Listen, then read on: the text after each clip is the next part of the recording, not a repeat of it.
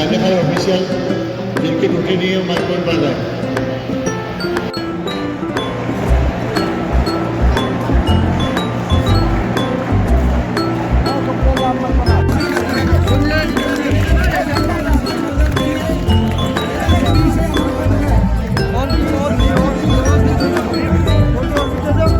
पिताजी श्री रामेश्वर ब्रिटिश भारतीय सेना में हॉकी खेलते थे।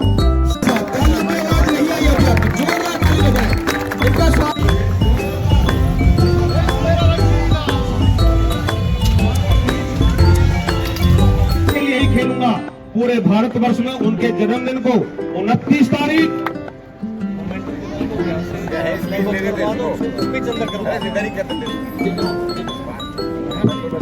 मैं निवेदन करूंगा माननीय डॉक्टर हरीश कुमार वशिष्ठ जी, माननीय उपायुक्त पलवल, वो आए और मोमेंटो देकर के शॉल पहना करके माननीय श्री विपुल कार्यक्रम हुआ है, क्या कहना चाहोगे, क्या संदेश दिया गया है?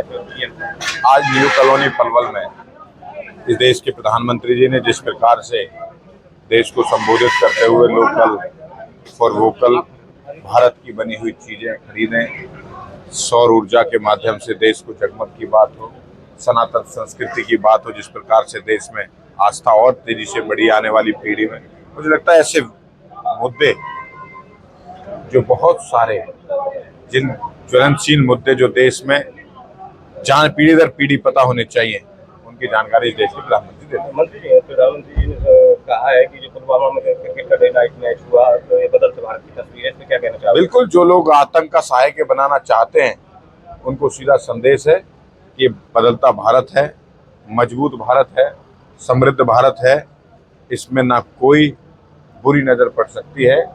डंके की चोट पर भारतीय जनता पार्टी, नरेंद्र मोदी जी की सरकार और भारतीय सेना, उसका अगर कोई भी गलत गतिविधियां करेगा उसका जवाब पत्थर से देगा। कोने से जो है रोहिंग्या मुसलमान और जो बांग्लादेशी उनके जो सामने आ रहे हैं, वो अवैध रूप से हिंदुस्तान में रह रहे हैं, पलवल क्या प्रयास किए जाएंगे इस तरह से जो रह रहे हैं यहाँ पे? पलवल के अंदर एक भी घुसपैठी रोहिंग्या बांग्लादेशी नहीं रहेगा। पिछले हफ्ते 150 से ज्यादा रोहिंग्या और बांग्लादेशियों को निकाल कर बाहर किया पलवल से। अगर आपके चैनल के माध्यम से आग्रह, अगर किसी भी पलवल वासी को लगता है कि रोहिंग्या या घुसपैठी या बांग्लादेशी पलवल में रह रहा है, उसको बाहर निकालने का काम है। चुनाव के दौरान जो राहुल गांधी प्रधानमंत्री नरेंद्र मोदी की माता जी के लिए ओछी राजनीति, घटिया बात कांग्रेस पार्टी हमेशा से करती आई है। कांग्रेस का नेचर है, चरित्र है ये घटिया बात करने का, ओछी बात करने का, तुच्छ बात करने का। किसी की माँ के बारे में, स्वर्गीय माता जी के बारे में ऐसे कहना प्रधानमंत्री संवैधानिक पद पर, मुझे लगता है घटिया राजनीति को दर्शाता है। कांग्रेस के नेताओं का भी आरोप है कि जो बीजेपी वाले वो जर्सी गाय और कांग्रेस की विधवा ऐसे शब्दों से पुकारते हैं, तो जो कहा मुझे तो लगता नहीं, मैंने सुना नहीं, लेकिन राहुल गांधी और कांग्रेस पार्टी जिस तरीके से करती है वो देश देखती है। आज खेल दिवस की जो है पूरे के पूरे हरियाणा के अंदर आज हरियाणा सरकार ने मनाने का काम किया। हर डिस्ट्रिक्ट हेडक्वार्टर पर किसी न किसी मंत्री की ड्यूटी लगाई।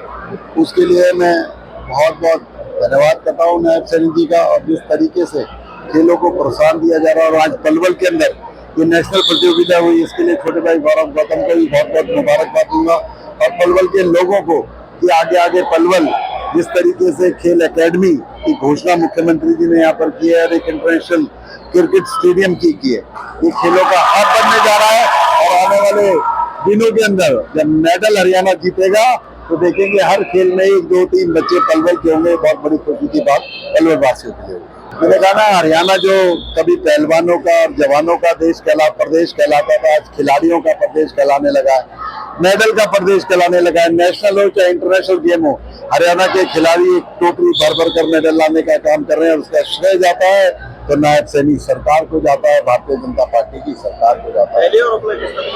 आज इतनी सारी फैसिलिटीज देने का काम जो है खिलाड़ियों को, अगर देश के अंदर कोई प्रदेश कर रहा है तो वो हरियाणा कर रहा है। तो इसलिए जो है आगे आगे भी आप देखेंगे, अभी नहीं आगे भी चाहे इंटरनेशनल खेल भी होंगे, हरियाणा के खिलाड़ी उन खेल मेडलों को जीतने आ रहे हैं। देखिए, जब पूरे देश से विभिन्न प्रदेशों से 26 प्रदेशों की टीम यहाँ पर आई हुई है तो मिनी भारत ही है। मिनी भारत क्या पूर्ण भारत है कि यहाँ पर इतनी बड़ी संख्या के अंदर खिलाड़ी आए और अपने खेलों का प्रदर्शन कर रहे हैं। ये बहुत अच्छी शुरुआत है और हर पलवल वासियों के लिए बहुत खुशी की बात है।